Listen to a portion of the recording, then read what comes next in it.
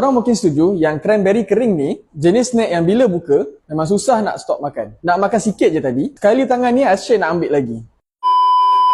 Actually, itu yang buat cranberry kering ni sedap. Dia tak manis sangat macam gula-gula. Dia ada masam sikit. Bila ada rasa masam-masam manis, dia rasa tak muak. Tekstur dia pun best, chewy-chewy sikit. Jenis yang korang kunyah sambil buat kerja. Tengok movie atau drive, sedar-sedar dah tinggal separuh pack.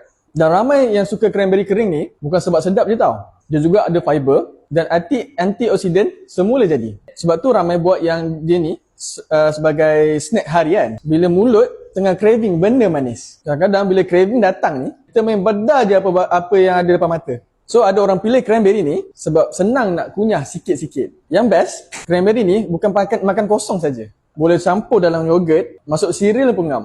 Letak dalam overnight oats pun lagi rasa lebih premium. Kalau korang yang jenis suka yang snack yang tak terlalu manis dan tak cepat muak, boleh cuba cranberry kering ni. Jangan lupa tekan shop kami.